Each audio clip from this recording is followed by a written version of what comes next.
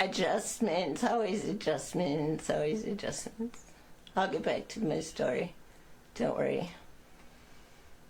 Okay. Is that okay? Yes. Here I am, all of me, all of me. So.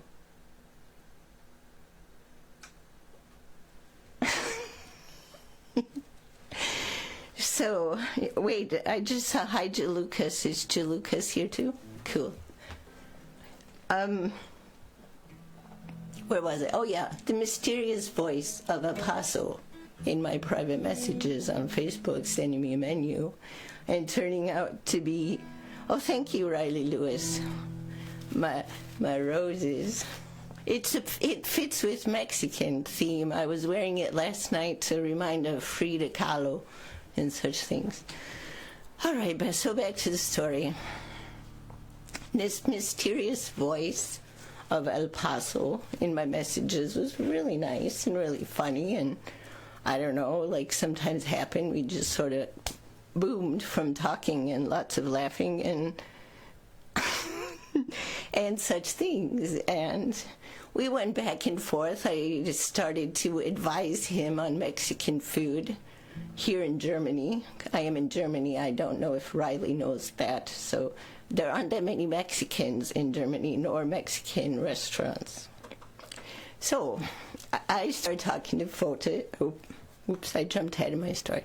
Okay, I started talking to this mysterious voice and giving him advice, like, whatever you do, don't put corn in your chili, because that's very typical. My Jill's laughing over there because she knows I'm right. In Germany, they have this thing where they put corn in it and call it Mexican, and it's just not okay. So I told him, don't do that.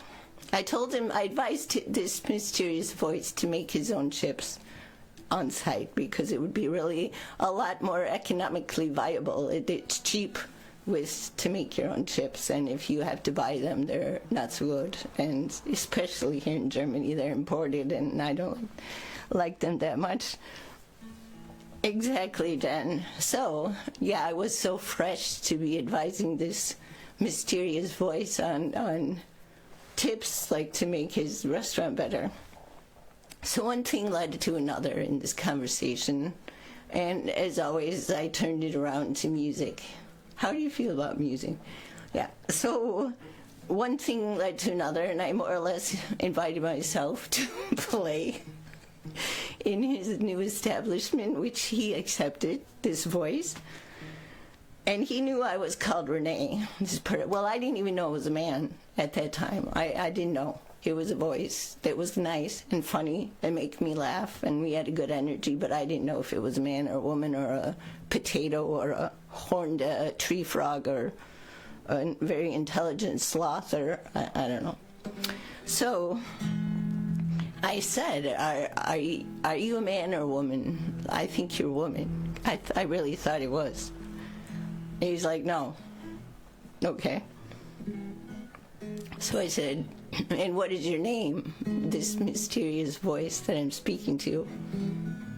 And the mysterious voice said his name is Fotis.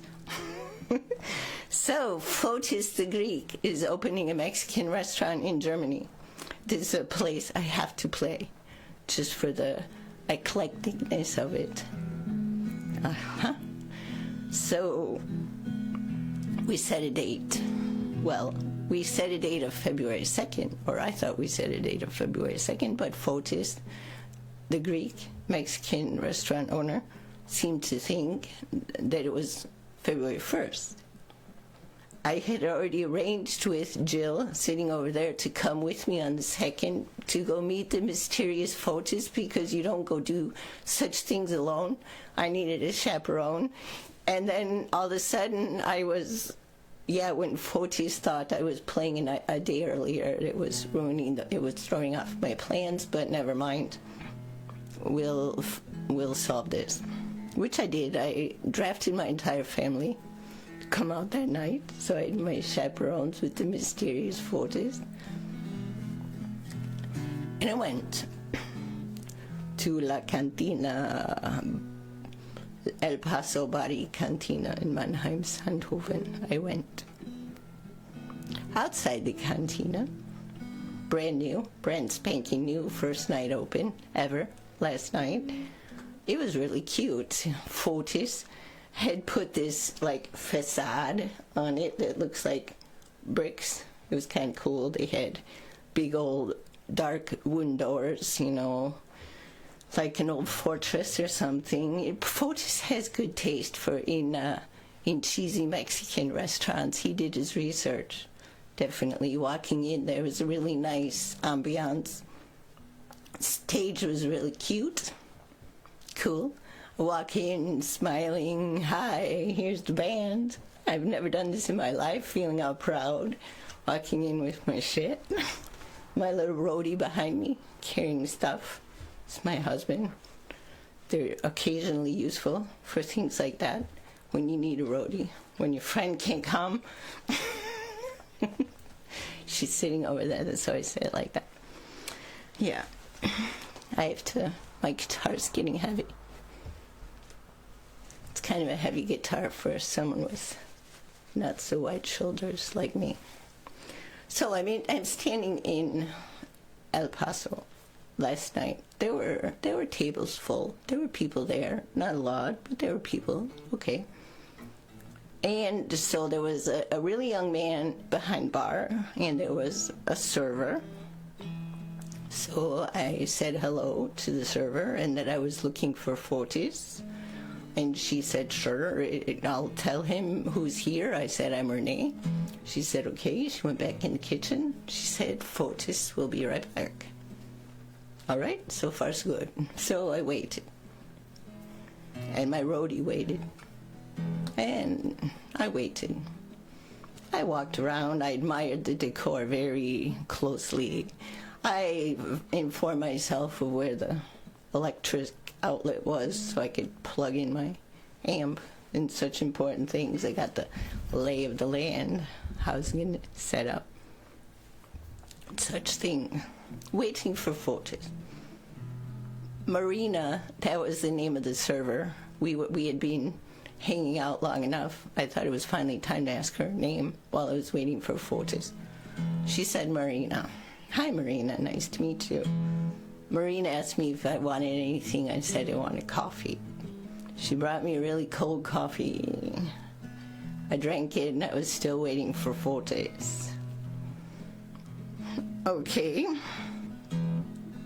So then I decided while we're doing all this waiting, I sent my roadie shopping because I was in this location without a microphone, which is a whole long other technical story, which I won't bore you with, but I had no mic for my voice, and I'm not a very strong singer, and so while we had this little break, and there was a shop that carried such things not too far away, I sent my roadie to the shop to buy me a mic that would plug into my little amp. And I waited for Fotis. And at some point, the little bartender named Nino, who was so cute, little Nino started to feel bad for me, and he came up to me and he's like, maybe you want to come back tomorrow? I was like, what? Come back tomorrow? And he's like, yeah, well, it seems like Fotis is taking a while. Can I tell him what you want while you're here? I was like, basically, I'm here to play music. And little Nino looked at me very surprised with very big eyes, kind of face melted a little bit, and all of a sudden our status changed a little bit because suddenly I was like a coworker. Oh, he said. So he went in to tell Fotis that I was there. The music was there, and it'd been there for maybe an hour and a half. So he came back out, still no Fotis. Little Nino, still no Fotis. I was starting to wonder if Fotis even exists at this point. He said, Nino said Fotis said, go ahead and set up and get started. Just do it. All right, I've never done this in my life before. There's no mic here. There's no light over the stage. I haven't seen the owner, who actually invited me here. Marina, the really kick-ass awesome waitress, had no idea what I was doing here. But, okay, Fotis says set up and play, so that's what I did. I set up my stuff, and I stood there. Well, first I sat down with my acoustic guitar, and I fumbled around quietly a little bit, feeling really stupid, feeling really awkward. Nobody can hear me. What am I doing?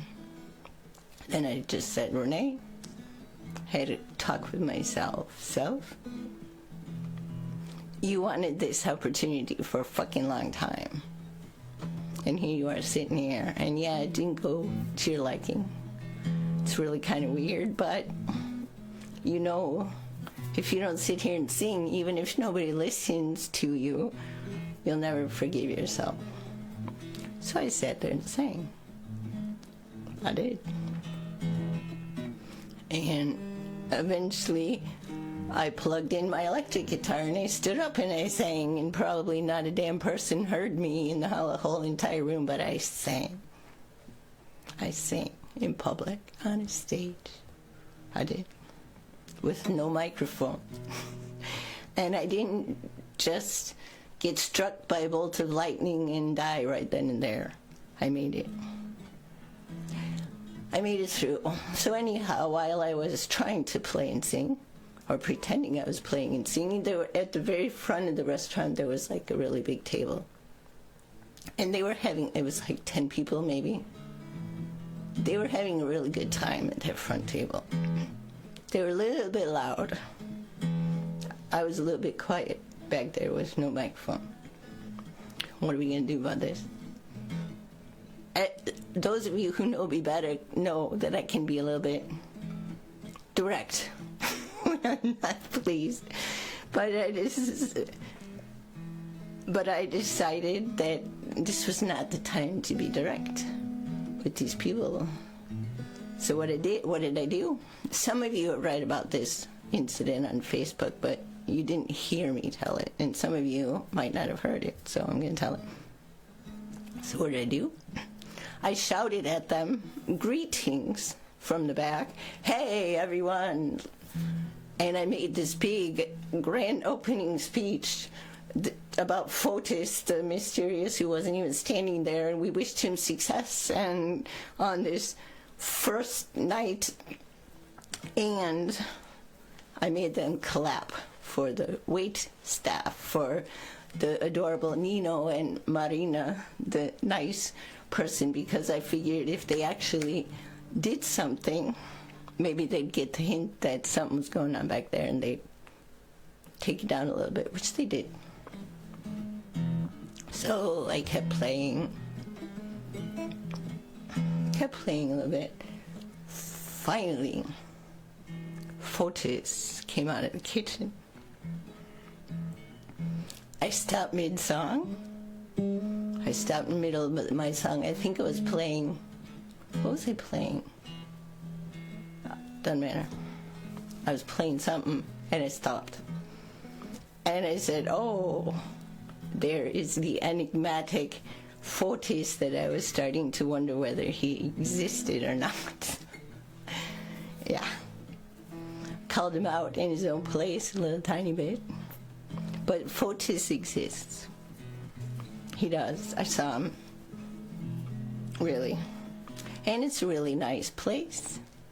And there were some opening night jitters all around for all of us. For Fotis, for me, for my microphone.